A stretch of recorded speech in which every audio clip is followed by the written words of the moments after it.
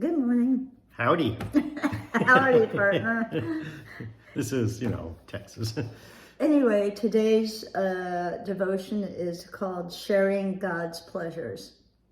And we're going to be reading out of just the Psalms today, 3 different locations.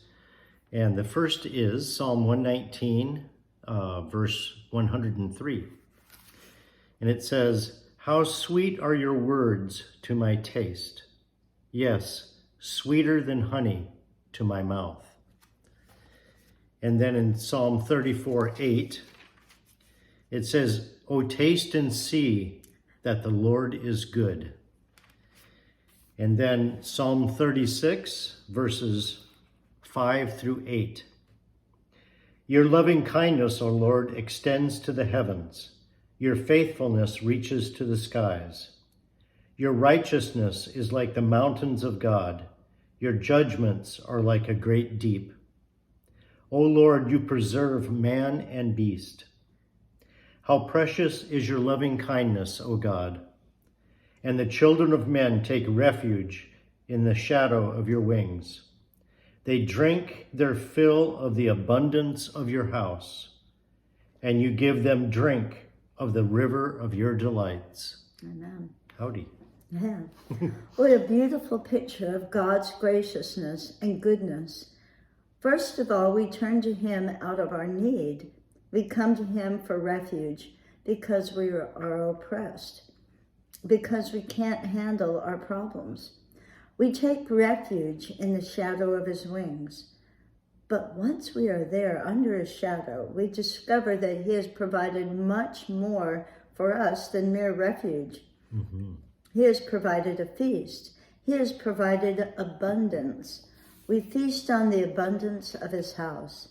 Not only that, but He gives us to drink of the river of His delights. Notice carefully what that implies. God does not give us the river to drink of the river of our own delights, but of His delights. Amen. He shares with us the things that delight Him. There is a great difference between the things that delight us and the things that delight God.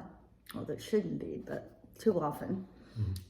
The things that delight God are pure, uplifting, edifying, totally good.